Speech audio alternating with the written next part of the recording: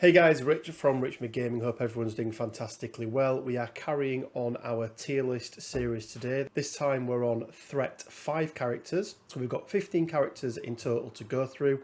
Some of them have got gems, some of them have not. Joining me this time is Quinn. Quinn, how you doing? Hello, I'm basically the co-host of this channel now. Look, if we ever get monetized, you receive a grand total of nothing. Is how I it need like works. my like 5% cut, which will probably earn me about like 20p. But still, it's the principle that matters, Rich. This is very true. Let's have a look then. So characters, as I mentioned, we've got 15 to go through, and we'll be ranking these from S down to D as usual. But as we've mentioned in all of these videos previously, every character in Marvel Crisis Protocol is more than viable in any list. You'll see me and Quinn play with some characters that are down in C or even D because thematically they fit, we like playing with them, or for any other reason. So don't think that if something does go into D tier that it means that you should never play that. If you enjoy that character, still play with it and have fun, because that's the main thing about this game. So Quinn, starting off then with Amazing Spider-Man. Rundown of his character. So he's got 6 stamina, long move, 2 height. He's obviously a 5 threat because that's what we're going through. Pretty solid defensively across the board, 4-4-3. He's also the other leader of the Web Warriors as well. What are your thoughts on him as a character? Because he's got some unique abilities, hasn't he? Yeah, I mean, I think just based on raw stats, he's really quite good. Being one of the only 2 models in the game that can grab a midline extract immediately and either run away or go to another one if you're searching for something like a senator. It's really strong ability to have. He's got great defensive tech with that mastered spider sense. That's what it's called, isn't it? Mastered spider sense, yes. So Yep. any number of, which is nice because it's not usually when it's unlimited, it's typically all, isn't it? You're forced to roll all of your defense dice or all of your attack dice. So yeah, that's quite nice. Yeah, so great survivability. Well, decent survivability, we'll say. It's nice that he can actually have some tech against Mystic, considering that's coming up in terms of power and just prevalence. Yeah, I think I'd probably say he's the lesser leader of the Web Warriors. I would agree. I'm thinking roughly a B, maybe an A, something in that region. Yeah, I think for me, I put Miles in as a tier. I think I put him in as an A tier for the other list. Yeah, he was A tier. I think there's an argument to say he's potentially S as well. But I think Amazing Spider-Man, I have him as a B plus type character. Roughly where I was going. Yeah, I feel he's not at the same level as Miles. He's got some nice tech, but he's a good solid leader. But yeah, I would put him in at B tier, definitely. Cool. Moving on then to Angela, also known as Aldrich Odinsotter. Odin's daughter, even. I was about to say, Odin has an otter. Yeah, Odin's otter. Another, I mean, you mentioned obviously one of the few characters, Spider-Man, or Amazing Spider-Man, who can capture that middle objective and then do something else. Obviously, Angela is also able to do that turn 1. Yep. And she does it better by having 2 power. She does it significantly better, and I think when you're comparing these 2 characters and what they do and what they bring, Angela seems to be only getting better with time, whereas Spider-Man is, he kind of, and he's not had as long out, but people like Dormammu she loves because hey, I'll have 5 extra dice. That's pretty cool. I can feel some personal hurt there, Rich. Yes, having played against Angela multiple times in my Dormammu list. So she's got the long move. She's got the 1 extra defense on the 4 as well. But she also has the ability where if you're attacking her, you cannot modify your dice. So even somebody like a Magneto, for example, even if he does get her within 2, there's no benefit to him because of it. I'm just going to make an absolute call here, and even if you disagree with me, she's going in. She's S tier, right? There's no other place. There's no other place for her. I don't necessarily disagree with that. I think before sort of the prevalence of Sin and Sam Spam, she would have been solid A+, but I think that shift towards a wider meta has definitely put her solidly in that S category. Yeah, and I think wider meta, obviously at lower threat, which typically means lower defenses, which means that she's got more chance of pulling off an angelic assassin or something like that, hasn't she? Yeah. Okay, another lead in X then, and I think probably the 5 threat is where, as a percentage, has got a lot of leaders. But Black Bolt, obviously 5 threat, 5 stamina, medium move, 2 height, 442, very very weak on the Mystic side of it. Has some decent mechanic, but what are your thoughts? So I think probably one of the best things on Black Bolt's card is actually his leadership, King of the Inhumans. Yeah, There was a stint whilst they were coming out initially where I played a lot of Inhumans, and oh boy, is that leadership real good, Rich? Like real good. mini advanced R&D every turn. Yes, please.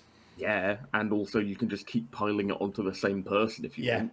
and Sounds great. And I think that's the key thing, isn't it? Is that the same person can get that power time and time and time again, meaning that you can take a big hitter and potentially even turn one have enough power to pull off your spender attack. So yeah, I agree. I think he's a little bit lacking in other areas, and I think he's going to be even harder to make work with the advent of Convocation and the rest of the Mystics. Yeah, That 2 I energy agree. defense is hard, especially when we've got so many characters now that are pushing out Incinerate as well.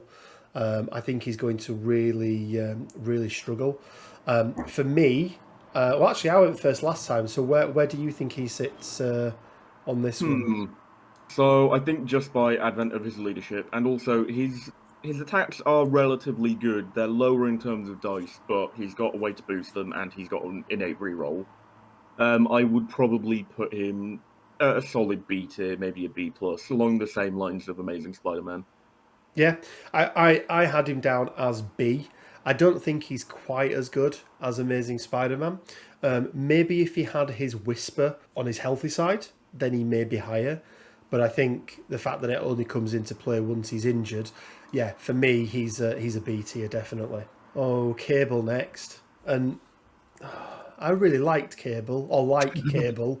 Like, he's so good in everything, right? He's amazing in the X-Men cartoon. He's awesome in the comics. He's amazing in Deadpool too.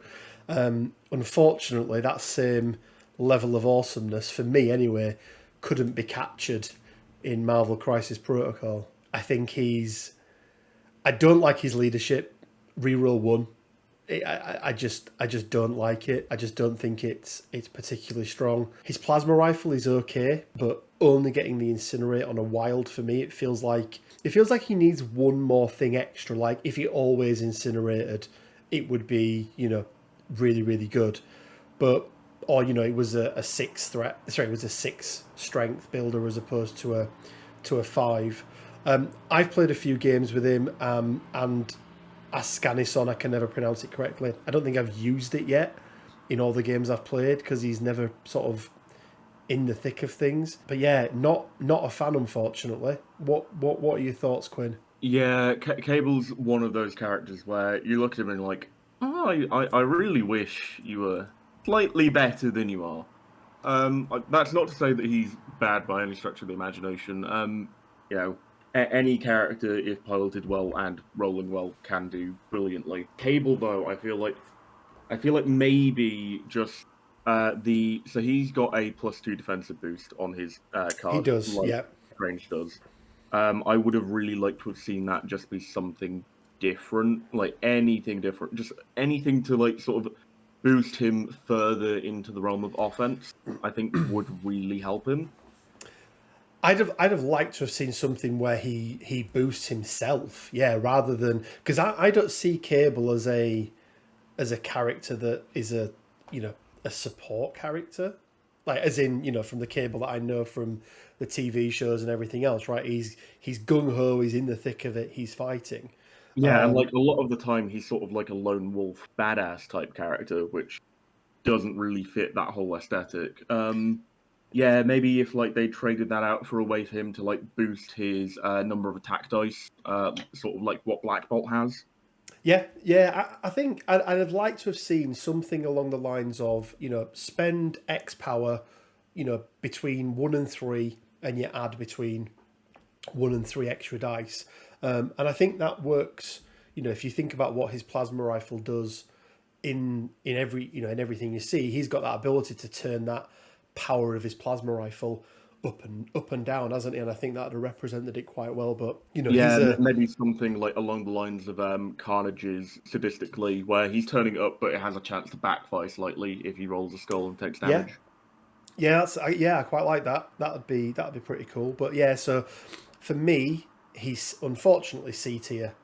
I think we can't put him in the same realm as Black Bolt and Spider-Man. One of the best looking minis in the game, I will say. Oh, absolutely. He's not quite Lizard here, but he's up there. Yeah, and this whole latest range has been absolutely beautiful looking. Moon Knight, I would have preferred something a little less static, but I mean, Moon Knight I'm fixing by putting him on top of a chimney. It's where he needs to be. It is where he needs to be. The one, the only tanky Cassandra Nova next then. I'll never live that down. I feel like you won't. I feel like you have to own something that's like that. So she's a weird one. She's the character that nobody asked for. I'll put my hands up. I'd never heard of her before, but I did a bit of research. I knew the name, and that's about it. Yeah. I think the bit that got me is when I was like, "Oh, Cassandra Nova Xavier. That's interesting." Killed by a twin brother in the womb. Fairly horrific backstory, but also wasn't she like raised in a sewer or something? Yeah, pretty much. She's like a weird sewer lady, right? Yeah, I can't remember the name of what she is. There's a specific name for it, but so 7 stamina on her front, 6 on the back. That's the only thing that changes. Medium move, size 2, 2, 3, 4 defensively. So very weak on the physical defensive stats. I really like her builder. I think a 5 dice range 4 builder with sap that is equal to the damage dealt in terms of power gained, plus the sap on top, plus it's mystic. I think it's really strong. Her builder. Mind possession, I think, is a very, very strong attack. Probably the one that's is the least, or I think is probably her weakest one, is actually her big spender, flesh manipulation. Now it does cause people to suffer 1 damage if they're pushed, so anyone within range 2, so it can be quite good, especially when they don't get to roll for it. She does dish out slow and root for 3 power, which is quite good, and then she's got the whole tricks and traps things, hasn't it, where she can move as well. When somebody moves within 3, she gets to roll the 4 dice, but she gets the advance on top of it if she does damage. And then the built-in brace for impact. I'm a fan. I know you're less of a fan. So what are the things you don't like about her? I mean, she is very tanky, Rich. Don't think you mentioned that there. But yeah, I just find her underwhelming as a character. I think she doesn't really have a place to fit at the moment.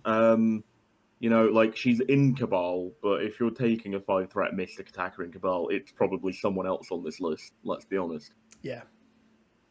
Yeah. When she works really well. It's just that if she doesn't manage her power economy well enough, she will probably end up in a situation where she's going to be murdered. With that, she's too physical, right? Too physical, yeah. I feel like you have to keep 2 power on her at all times. Yeah, and then even then, if you've done that and then you run away, someone else is just going to walk towards you and do it. Yeah. No, I agree. She's very power hungry, which is why I think she does fit quite nicely in Cabal. That does work quite well. She, potentially she could work in Steve's Avengers. Reducing the cost of that by 1 every turn is okay. But yeah, I like her. I keep trying to make her work. I keep putting her in my lists early doors, but then as I play through my lists more and more, she's one of the sometimes the last characters to go, but she does eventually leave my list. It pains me to say it, but I think right now, because she hasn't found a home, she probably belongs in C tier. I want to drag her straight back down into a D, back into Oh, the sewer from really? whence she came. D tier. I mean, I'd honestly rather have Cable on the table than Cassandra Nova. Wow, that hurts. That We'll really put her at a hurts. C minus to make you feel better. How about that? We'll put her at a C minus. I don't think she's better than Ebony Maw. She's significantly better than Well, yeah, Ebony but Maw. Ebony Maw goes in like Z Should we tier. just put him in now? Yeah, no said. In fact, we'll leave him there. He doesn't need to go anywhere. He doesn't get to go in He the doesn't. tier He list. doesn't. He doesn't even get to go in. Yeah, it'll be interesting. I mean, it'll be interesting to see what Convocation brings, because it feels like Mystic attackers could potentially have a place in Convocation. Yeah. So it'll be interesting to see what she brings, and I think in particular people with Mystic builders because of those rerolls. But we'll see. But we'll leave her in C for the moment. Doctor Strange, then we have to remember this is Doctor Strange without any gems, so just straight up. Which is it's a bit of a stretch, if I'm honest. It's hard, isn't it? It's As really far as hard. I'm concerned, Strange is a 6 threat character, which I think says a lot about his viability as a 5. Yeah, I like his leadership ability. I do like that. I think spending 1 power to get to pick which defensive stat you're going to force your opponent to use is really nice. And the fact that then if you deal damage, you give them Hex, which I think is a really good condition. Yeah, I think like a lot of the time you'd be happy just spending 1 to do Hex if you do damage, and then the added benefit of, either like getting 1 or 2 less defense dice on your opponent, or getting around some defensive tech somehow. Yeah, It's a really great ability. No questions asked. He also has an absolutely great support kit with Oshta's Refuge healing for 3, huge. which is like normally it's reserved for tactics cards and Wong because he exists. Yeah, Yeah, and then he's got a defense boost like Cable, but he feels like he's got much better power economy for it, even without the stone, because he gets full rerolls on everything. Has to be the entire thing, but if you're adding in crits and stuff like that, that really does boost his power a lot. yeah. I think even without the stone, obviously he's gaining 1 less power a turn than Cable, because Cable gets 1 extra power. Yeah, he does. Yeah, Yeah, he does. yeah, he gets 1 extra. So, but you are right. It's even though his builder is 1 less range, even though technically he starts with 1 less power per turn than Cable, it just seems like he's I don't know. He just seems to do better. Like I really like him, but I typically play him in 2 scenarios: with a stone or in Dormammu's list. And I Yeah. think he's definitely found a home in the Dark Dimension. He just works so well with Dormammu, because, and we were discussing this the other day, weren't we, that characters typically fall into 3 categories now: damage, control, and support. And I think Doctor Strange is definitely in that support role, but he can also dish out the damage as well. And giving somebody an activator token, or potentially giving somebody an activator token on the Crimson Bands of Sitarak is, I think is really good. And at the very least, you're gonna give them a stagger. But without a stone, without that extra power per turn, for me, he's still only B tier. I would probably put him as not quite a solid A, but an A nonetheless. I think with Oh, the gem, really? he probably becomes an S tier. But yeah, I mean, like, just as he is, like, he's got absolutely brilliant control in terms of, his builder attack and his spender attack. He doesn't really need... The only thing the stone really lets him do is use portals turn 1, which is absolutely huge. But if you're taking Strange and you're not taking him in affiliation, say you're taking him in Avengers because you want to do something horrible like getting an 8 dice counting blanks Captain America. Yeah, like he still fulfills that role perfectly well. He can still heal characters. He can still like boost defenses. I think you just have to be a little bit more careful about what you do with him. But I still think that just the versatility of his kit, I think, puts him in an A for me. Okay, well, we can leave it there. I can live with that. I can live with that. He does have. I mean, he only has one of the things we haven't touched on any of these yet are tactics cards that are personal to them, and I think he's the only one so far that's got his own. I Cassandra believe has that's not affiliated. Cassandra shares one with Jean, but I don't really think that card's very good anyway. No. Yeah, in terms of like just cards specifically for that character, not affiliated ones, yeah, he's the only one so far that doesn't share one with anyone. And it's not a very good card, really. Vapors of Valtor, is it? Is that the one? He's also got the Crimson Sons of Seven Sons of Cinnabus. Are you going to take a tactics card for an attack?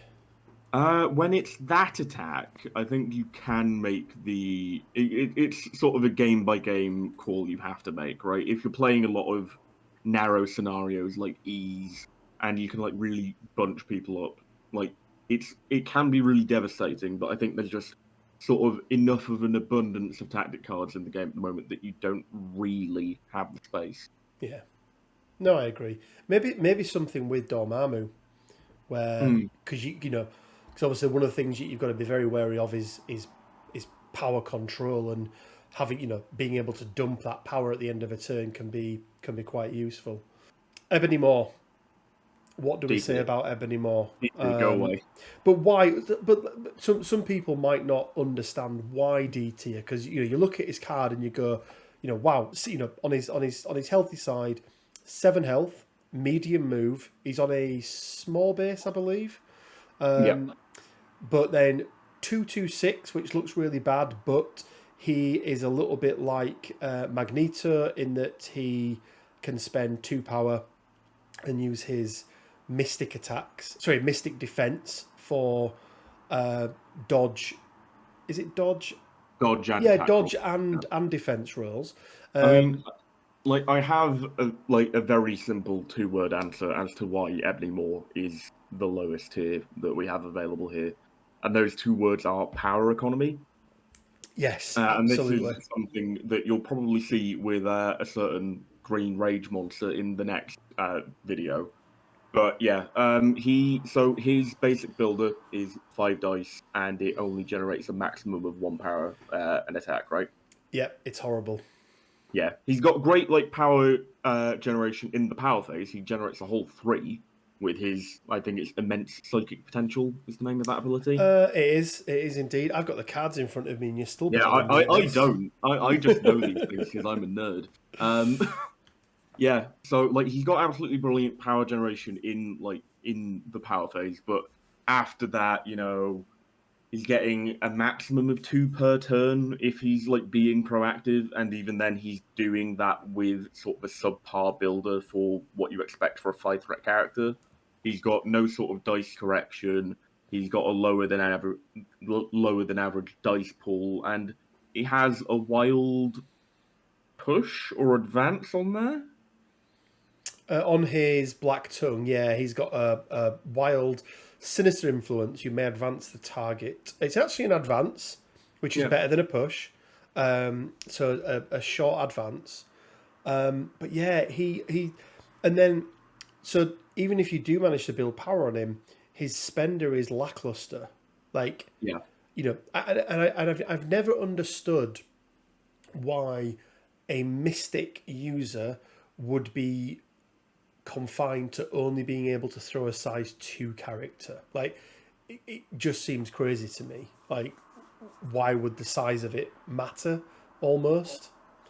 But yeah, he's just not very good. It'll be interesting to see if he ever gets a resurgence. I mean, right now and let's be honest, and then he flips, by the way, and he gets 4 stamina. Yeah, he's on his 74. So he's only 11 stamina for a threat 5 I character, mean, which is not good. some 4 threats are 11 stamina. Yeah. And those are good 4 threats. They would be terrible 5 threats. Yeah, I actually don't know if he'd be an okay 4 threat. I think he'd be like a decent 4 threat. You'd be able to slot him into a lot more places. He'd probably see. I think he'd definitely see an uptick in play. Yes. I don't think it'd be a major uptick, but it would be an uptick. And I mean, an uptick from 0 would be good. I think he was 0, wasn't he, for the last event? So yeah, he is absolutely D tier. Another character who I absolutely love and tried to make him work in Defenders alongside Doctor Strange time and time and time again, and eventually realised that he just doesn't, does he? No. Having a leader that is usually 6 threat, but is also 5 minimum, and then having another 5 threat on top of that can be really debilitating in terms of just how many characters you get on the board. Yeah. Thankfully, something's around the corner that's about to help dear old Johnny Blaze. What, the leather jacket crew? Yeah, the leather jacket crew, or I was about to say the ketamine crew, but that's just Moon Knight. It's just Moon Knight. Yeah, it's just Moon Knight for the ketamine crew. I feel like he hands them out as like party favors. So what's good about Ghost Rider? Well, he's got good movement. Hell on Wheels allows him to advance long. It does cost 3. It costs 3, but with the size of his base, that is the furthest move in the game, bar a gamma launch. It's pretty good. One of the things I do like about him is you sit him in the middle of the board, and he really makes your opponent have to think about what they're going to do, because you don't take him out and you attack other people, he gains power. You do take him out because you're not playing him without Deal with the Devil, right? Very, very, No. It's a bit like an Ultron. You were never going to take Ultron without Age of Ultron. And for anyone that doesn't know what Deal with the Devil does, I'll put it up on screen. But essentially, if you would be KO'd, you pick another character on your team's body or on your squad's body and take it over, basically. So that character becomes dazed and KO'd. Now, am I right in thinking, Quinn, it's if that character's on their healthy side, he comes back on his healthy side, and if they don't have an activated token, he removes his activated token as well? So that's half correct. The healthy side thing is correct. There's no prerequisite about removing the activated token from the new Ghost Rider. He just always gets it back. Nice. Which can be really insane. If you've had a character that's had like a great turn, then you've had a Ghost Rider turn, and then someone takes up Ghost Rider, and you just go, well, fine, I'm going to have another activation with my 5-threat character. One has exploded. And he's got like a cool motorbike and a leather jacket now, and he's also on fire. So, pretty big upgrade in terms of life. And unlike a number of other KO conditions that are triggered by enemy effects, that isn't the case, is it, for Deal with the Devil? So you can use all you've got on Ghost Rider and, set him off into the sunset. Yeah, he can really give everything he's got and end up having like six actions on a single turn if you really want to. It's crazy. Absolutely crazy. And does he drop Doom Prophecy condition? I don't know if he does he? I think if you were to play Doom Prophecy, you would still keep that. I mean, yeah, you have absolutely zero reason to play Doom Prophecy on him because he has no physical attacks. But of course, you can do that if you want, Rich. Well, you could. You playing him in Defenders, you could do it. Yeah, that's a good point. So we're saying all of this. I think if you were to ask me 3 months ago, I'd have said C tier at best. Yeah, I think with the advent of the Midnight Suns, he's probably a solid B tier now, maybe B+. I agree. I would. I think with Midnight Suns, and we've just had it confirmed, so with Midnight Suns, I would definitely say he goes into the B tier. Okay, next up then, Jean Grey. So one of the newer cards from the X-Men. Almost like a well, she's got a weird set of abilities, really, hasn't she? And not. I'm still not convinced whether they're good or not. I don't know your thoughts. So like currently, and this is like sort of season 5 time, well after season 5, but Black Order is a big thing at the moment, isn't it, Rich? Some would say that they are probably the best affiliation right now. Yeah, some would also say they're a little oppressive because I don't like Corvus Glaive. Some people, not me, of course. No, I'm not bitter at all. But yeah, so one thing Jean does really well is she really like turns off that sort of turn one strategy that Black Order have a lot of the time of just sort of pulling a character in with a range 2 place from Thanos and then a short advance from the Mind Gem and sort of getting them back behind their line so they can beat them up. Just murder them, basically. Jean just stops that by saying, no, I'm going to spend 2 power. You can't move that character. Go away. Yeah, well, she is the anti-Thanos, right? I think that's how I described her when she first came out. I think she's good. She's not good enough to make X-Men good yet. Yeah, I think if there was one thing that I think Jean is really missing from her kit is sort of a way to move herself without an action. I think if she had something along those lines, obviously you've got the X-Men jump if you're playing Storm, but if she had sort of her own way of like placing herself within 2, or getting like a short advance or something along those lines, I think she could do really well. It's just that, if you're spending an action on a 5-threat character to get them in the middle of the board, to get them up in their support bubble range, and then they're doing like a decent builder. I wouldn't say it's like particularly great. It's identical to Nova's. It's completely identical. Yeah, it relies a lot on you sort of rolling wilds and who you target, which means that she's more of a scalpel than a hammer, shall we say. Yeah, I think the one thing that she has got going for her in this latest wave of Mystics is 5 Mystic Defense. That's always going to be nice. Yep. And she has the physical spender, which I think is going... So I think she could start to get a lot more play, maybe as a almost a counter to some of these heavy Mystic lists. Because what we see with a lot of these big Mystic characters is... they are lacking in the physical defense department, and the fact that it's expensive. 6 power on 1 attack is a lot, but she can throw everyone but Dormammu off the back of it. If I don't even think they need to. Yeah, it's before damage is dealt. There's not even a trigger on it, and then everyone around them within 2 suffers 1 as well. So I think she could be a bit of a counter to that, but not convinced yet. For me right now, I would say that she's somewhere between a C and a B tier, maybe a low B. Like sort of a C plus, C for Cyclops, maybe something along those lines. I was thinking more of a B minus than a. Is she okay? Is she better than Cassandra? She is, but we gave Cassandra a C minus. Oh, do we put Jean in C? Yeah. I mean, if we want to really annoy Sploosh, we can put her in a B. I really do think that physical attack is enough to push her up that little bit more. And like you say, that she does stop those placement plays. She's a counter to the most powerful affiliation at the moment. I think she's B minus. She's B minus. I'm calling it. Yeah, I'm okay with that. As long as she's above tanky Cassandra Nova. She's above tanky Cassandra Nova. Yeah. Okay. Right. Next up, everyone's big-headed.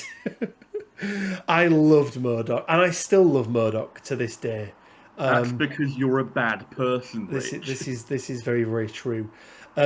10 stamina on his healthy side, size 4, which is often his downfall. Let's be honest.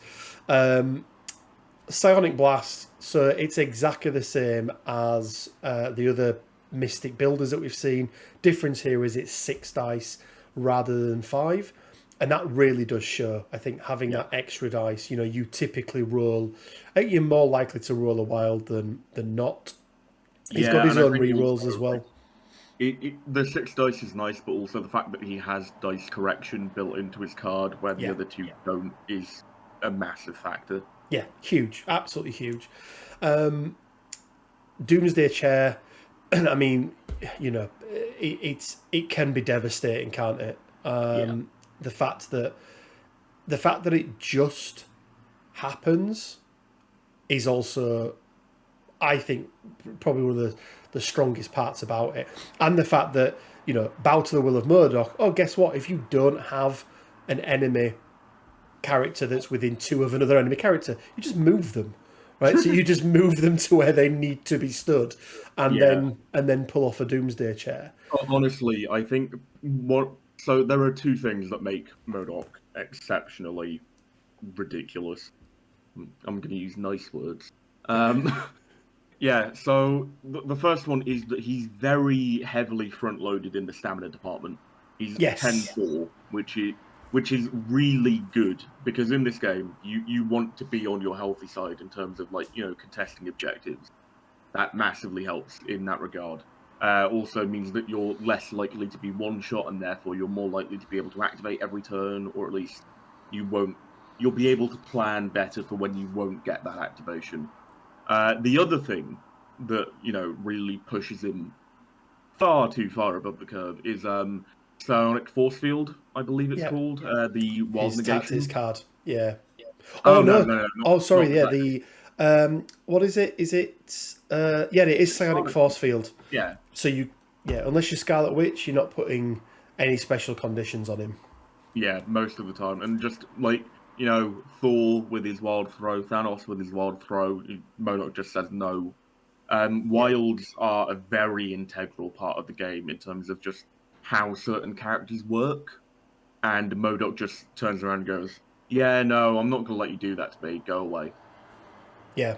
No, it's one of the things that makes him really... I mean, it's one of the things that makes him really hard to take down, isn't it? Because you can't put those condition tokens on him, or at least not very easily. Obviously, somebody like a Venom who just does it, they can get a bleed on him, which is quite nice. I think a bleed and some throws is a really good way to take down Murdock. P-Brain, I think, as you mentioned, even shouldn't really call them nerfs because they're not a nerf. They're retcons, for want of a better word. It's still good. You can still... One of the things that you're not usually lacking with Murdock is power, because his builder is so good,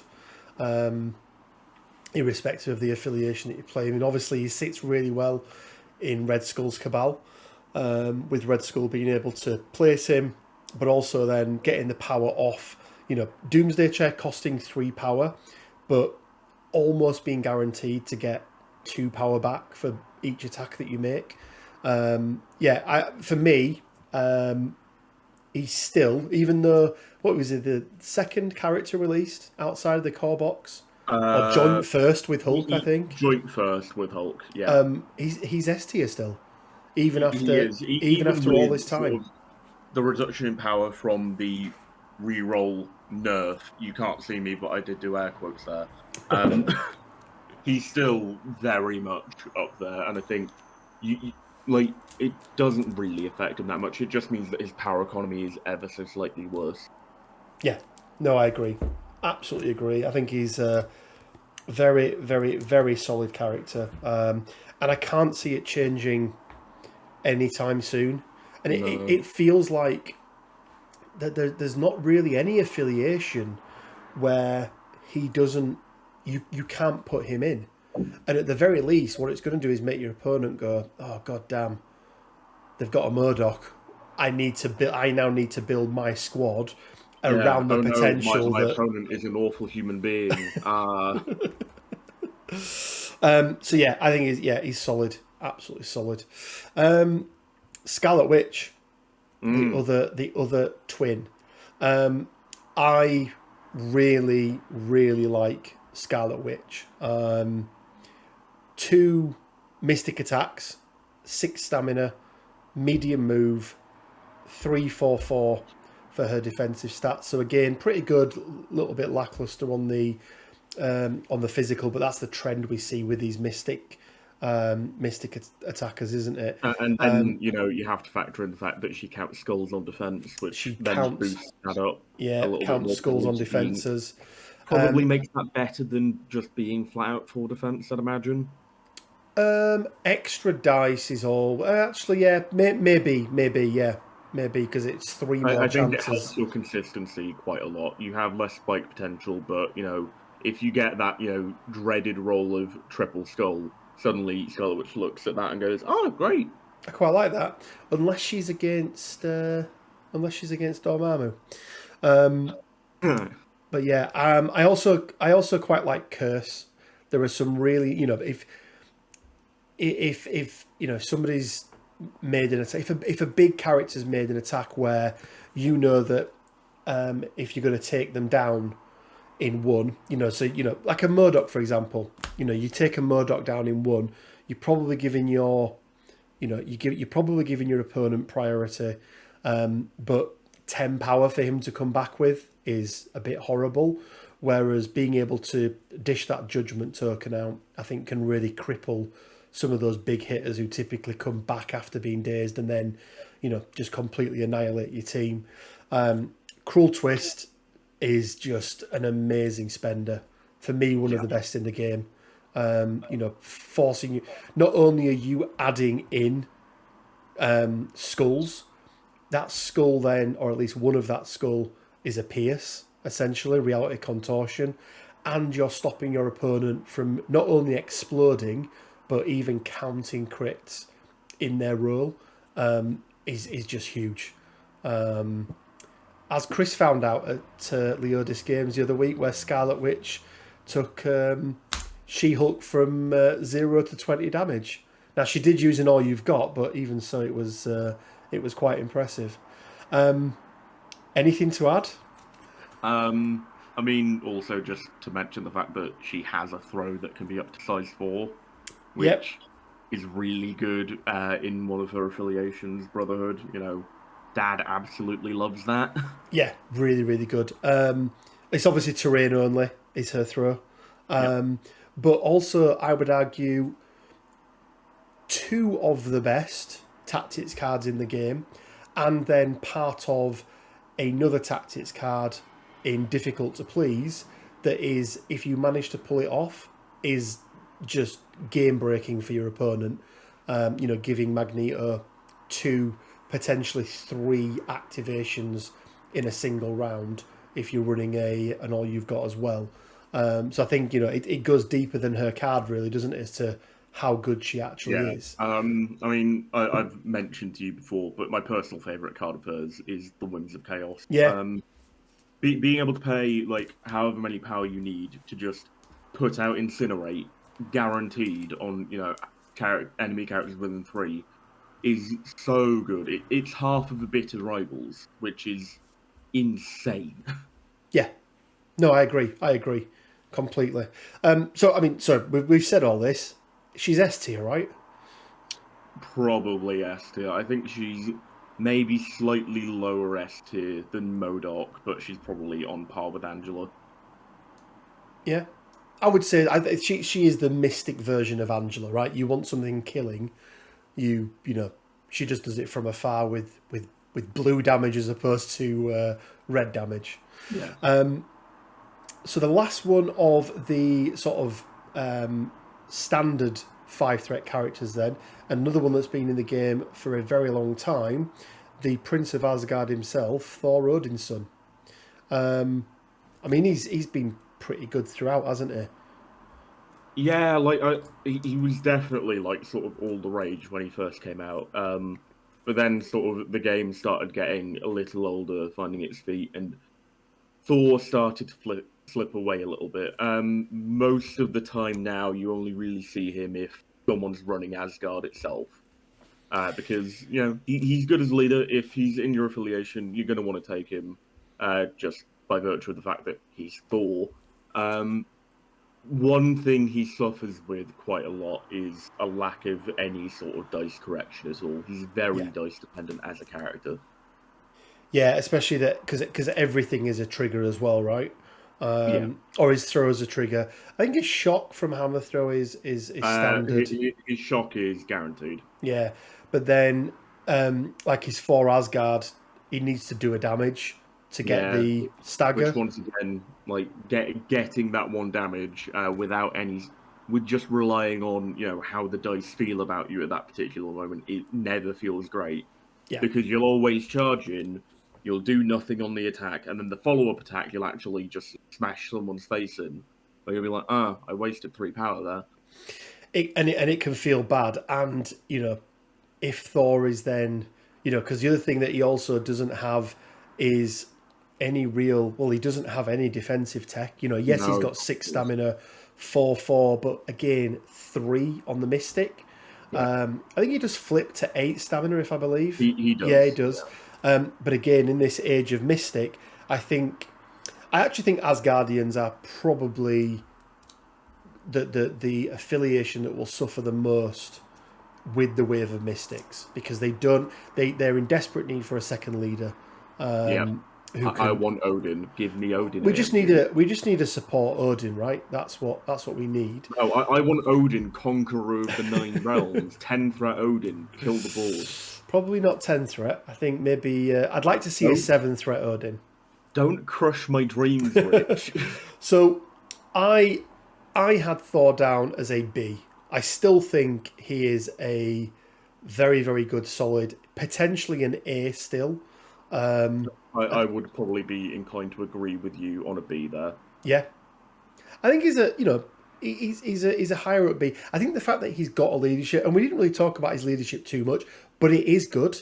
Like it's a solid leadership. It's pretty damn good. See, sort of a Thor renaissance if Asgard gets some new toys.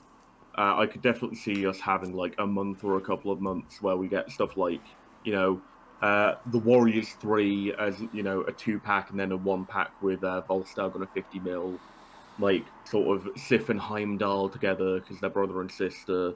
Maybe a new Odin. I say a new Odin. It'd just be Odin. An Odin, yeah. I'd love to see an Odin with Hugin and Moonin have to be part of that in some way. Oh right? Yeah, like you have to have those on his shoulder, and I'd also like to see. I think it's Geiri and Freki, his 2 wolves as well. They're his wolves, yeah. Because that's. We're digressing a little bit here, but why not? It's my goddamn YouTube channel. I do what I want. I think you'll find this is 5% my YouTube channel now, Rich. I would like to see that, and I do think you're right. Something with Thor would, could be a resurgence, or he falls down by the wayside. Yeah, it could be sidelined. Daddy Odin walks in and is like, "You're no longer worthy, son. Get out of here." If there's an extra, if there's an additional leader. What are you bringing Thor for? You've got, Angela for the damage. You would assume Heimdall is going to play a support role. He's going to be sat at the back and he's going to be... I mean, we've already got the Rainbow Bridge card, but, he sees everything. You'd imagine that it incorporates something like that into his thing, but yeah. Yeah, I mean, potentially, if we're saying that Odin could be a support character... maybe Odin brings some sort of form of dice correction, which actually makes Thor a lot more reliable with what he does. Yeah, potentially. Yeah, that's a good shout. That's a really good shout. So that's the end of our natural 5 threats. I think that's what we call them. So on to the first of our characters with a gem. And this is Corvus with a reality gem. Now, just for reference, I put Corvus in, I think it was B tier. When I did my original list. That is Corvus by himself, without his wife, without his gem. That's how we're judging these. So Corvus still without his wife, but I think of the 2, he is less dependent on her than she is on him. I would say is a fair statement. He's a bit of a stud at the moment. Yeah, but with a reality gem, for me, it just bolsters him up. That one, he goes from being an okay 4 threat to a very, very good 5 threat. Yeah, I mean, like I've been saying for a while now, I want something to happen about that gem because it is just so ludicrously good. Yeah. So for This is anyone, another character like Murdock. People are going to see a theme of this. I really hate him because he's really good. because he's really good, yeah. And for anyone that doesn't know what the reality gem does, let's just quickly run through that. So basically, in any roll that you make, whether it is a dodge, whether it is a attack, defense, or indeed an interact, and that really comes into play with something like Alien Ship, where you're relying on a crit. You count a failure as a crit. So if you roll 2 crits and a failure as part of your attack, you will get to explode 3 additional dice, and you'll also include that initial failure in your dice roll as well. So yeah, he's really good with a reality gem. He just spikes, doesn't he, from a damage perspective? I mean, from an attack perspective, if you spend your power right, namely using Glade's Edge, Corvus can attack someone and effectively have 7 out of 8 dice faces as a positive for him. Obviously, blocks aren't good for him, and also multiple skulls isn't good for him, but they are both 1 in 8 on a die, so you're very unlikely to have multiples of those in. You're less likely to have multiples of those in the roll. Yeah, absolutely. He also has the damage negation as well. So he's only 3s on his defense, 3s across the board, which even for a 4 threat character feels a bit low. But when you take into account that flat 1 reduction down to a minimum of 1, actually his 3s don't look too bad, do they? And also factor in the reality gem, where he's more likely to get, successes and also crits in his defense rolls. That really does sort of bring him, drags him up effectively. Yeah, I like as well that he has 2 builders. I'm a massive fan of that. Where first of all, he's got Pierce on his builder, which is it's just such a good combination. Pierce or Sap on a builder, I really, really like. It's only 5 dice, but again, we have to remember he's a 4 threat character without the gem. So it's only 5 dice, but damage or power equal to the damage dealt.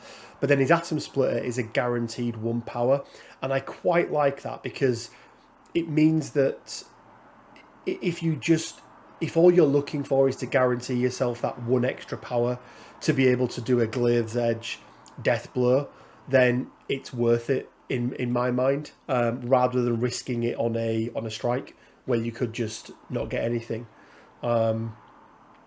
He can also wield the time gem, which we see a lot less of. Now, he's not like Thanos, he can't wield more than 1 gem, he's limited to 1. I put him, let me double check, where did I put him?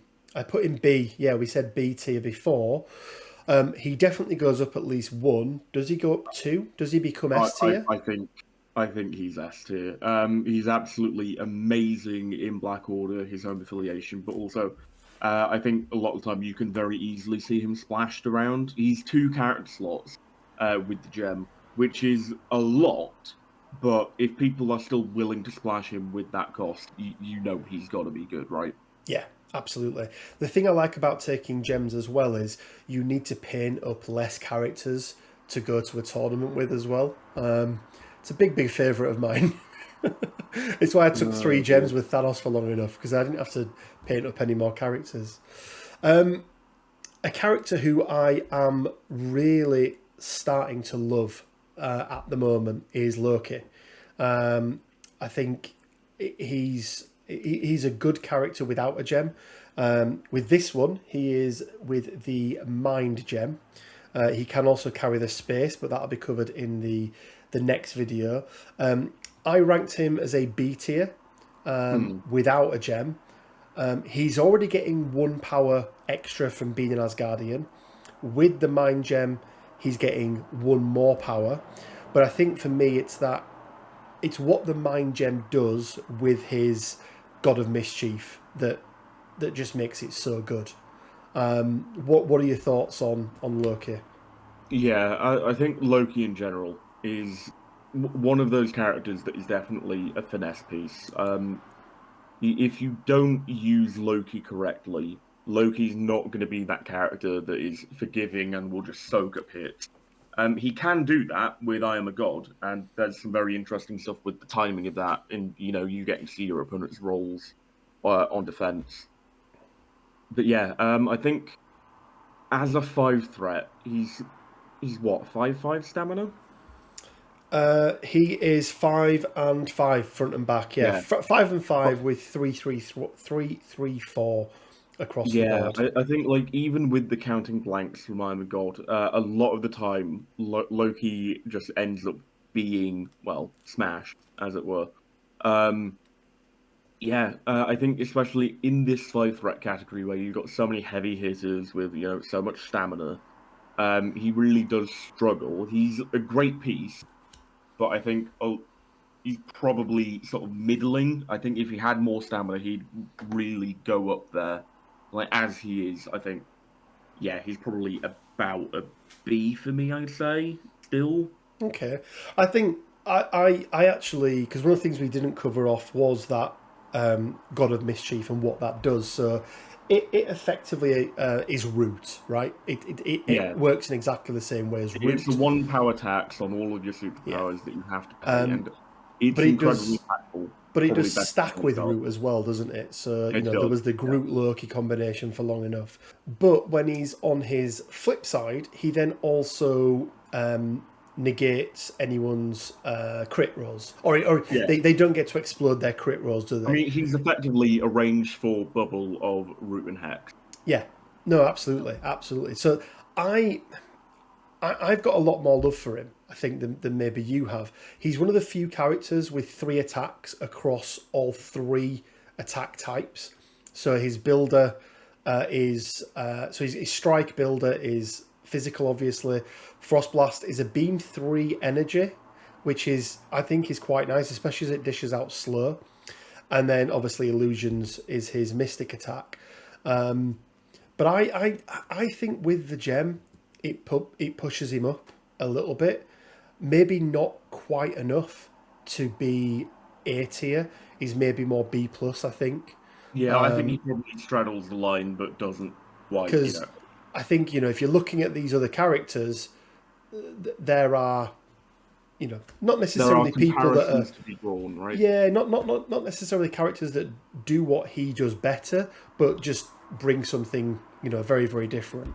Yeah, and I think this is fitting because I like doing this alphabet thing in these tier lists. But B for burdened with glorious purpose. Burdened with glorious purpose, absolutely.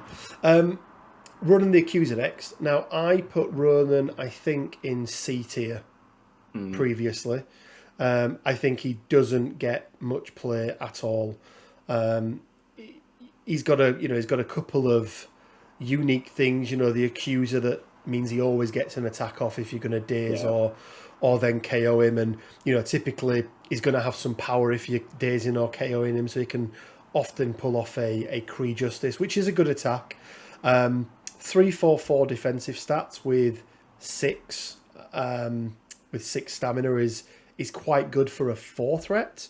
Yeah, it's pretty middling for a 5 threat with the power gem, which is what the gem he comes with. For anyone, again, power gem, it essentially gives you 1 additional power on top of the power you get from the gem itself. So it means for a bog standard character, they get 1 from the power phase, 1 from having a gem, and then 1 extra from the power gem as well. So he's generating 3 power per turn, which is nice. But he doesn't have a huge amount to spend it on, does he? That's one of the other problems. It does bring his ability to judge people online turn 1, which can be really nice. Just having that sat there on an important character immediately is really nice. I used to bring him with Steve Avengers just for that ability. Yeah. I mean, Ronan is honestly one of my favourite characters in the game. I absolutely love him. Oh dear. If anyone's played against me, you'll know that I love just shoving him around the board and going, "You stand accused." It's really in that fun. voice as well, for anyone that hasn't played against Quinn. You have to do the voice, obviously. Everyone knows that. I like his judgment. That one of the things I like about his judgment is it's an allied character within, or indeed himself, within 3. So it doesn't matter how far away, it could be Shuri, right, with or Hawkeye with a range 5 attack. So essentially a 5 plus a 3 away plus a base size from you, and you can still dish it out. So I do like that about it. I think Kree Justice is a fairly good builder. His strike, where he can throw a size 4, is good. I think that's quite good, but it's on a wild trigger with only 5 dice. Universal weapon feels a bit meh. I think it's actually pretty good. It's range for 5 dice. If it does damage, it does shock and a wild push. The shock is good, especially when you look at some of the top characters in here. Angela, Murdock. These anything you can do to negate dice that these guys can roll is a very good thing. Yeah, actually, I think sort of just as a character, he can draw comparisons to. He's sort of quite Thor-like in a way. He's got a ranged ability to put out shock. He's got a wild throw on his attack. He's got in terms of the spender department, he's doing much better than Thor. He's got all of these things going for him. But once again, I think he has the same pitfall as Thor himself, which is just dice consistency. Yeah. He's one of those characters where he very heavily relies on dice a lot of the time. If you want to be actively doing something with him, if someone's just beating him up, then he's great because he gets to do his 8 dice Kree Justice, smash everyone to bits, which is far less dice reliant because you're just rolling more dice. Whereas sort of, those 2 free attacks he has are rather, they do a lot of fun things, but if your dice are cold, then they don't do a lot of very fun things. They do nothing. I would agree. He falls into the pitfalls that a lot of earlier characters, or not necessarily earlier, those sort of mid-level characters, as in timeline when they came out, that are dice. They're dice hungry. With the exception of the Wakandans, they're very, very dice reliant. He's also in the Guardians, and as we know, maybe the worst leadership in the game. In the Inhumans. He is in Humans as well, but he's not. Oh no, he does have poison immunity as well. Actually, that's true. I think he is another one that could get a resurgence with an Adam Warlock, who's obviously going to be the next leader of the Guardians, right? It's either Adam Warlock or they go some sort of weird MCU thing and they make it like Yondu for some reason. Yeah, I don't think it's not going to be Yondu, but they might do something weird with that. I think it's Warlock. He's got a medium base, which does mean that he's got a bit more maneuverability than Thor. He's got his 2 counterattacks. I had him in C. I think with the power gem, I actually think he benefits from the power gem with that extra 2 power. I would be really happy playing him as a 5. I think I would put him in a B naturally opposed to your C, and I think I would probably keep him at that level in terms of the 5 threat comparison. I think he stacks up better against the 5 threats with the power. I'm happy with a B for him. Yeah, I'll gladly put him in a B. I think that's okay. I'm more than happy with that. I think that's pretty good. And there we are, guys. That is the 5 threat tier list done. As I mentioned in the other videos, when I asked people what they wanted to see, this tier list was the one that people asked for the most, and the video seemed to be doing really well. So hopefully you've enjoyed this one as well. I think it's nice having Quinn on board. I think sometimes people question my judgment, and I think only having one person doing this, it's quite nice to have a balance or another voice in. So Quinn, thank you very much for joining me on this one. No worries. Happy to be here. I think, again, none of these characters are so bad that they are not viable. I love playing Cassandra.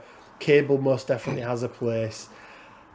Ebony Maw could be good one day. You keep dreaming, Rich. You keep dreaming. He does have Shush. Shush is a good tactics card. But if you want, Shush Shush, here, take Scarlet Witch. I'm just looking at this list and like, oh yeah, I could take this D tier character with Shush, or you could take the S tier one with Shush instead. Yeah. And Whims of Chaos, which is really, really good. Yeah, as always, let me know down in the comment section below. If you agree with us, you probably won't. You probably will not agree with everything we've put. Interesting that we eked out 4 S tier characters, which I think is the most of any of the lists that we've done. Maybe the three threat had the same amount in, but only one A tier. But I think it's a fair list. I think it's a good representation as to where the game is. But remember, this is just for a bit of fun, guys. You play whichever characters you want, but let me know down in the comment section. Extremely serious. You have to take these characters in this exact order. If you don't, the fun police will come to your house and beat you up. Nagoldar knows where everyone lives. That's actually true. So guys, let me know in the comments if you agree, disagree, everything else. Down in the comments, down in the description, we've also got details of all of the giveaways, competitions that we're running at the moment. Yep. I won't run through them. Quinn is adamant he's going to win his Dormammu. We have got another announcement for another event that we're running that Quinn is already part of, but there'll be more details on that later on. But as always, it leaves me just enough time to say stay well, keep safe, and until next time, bye for now. Bye.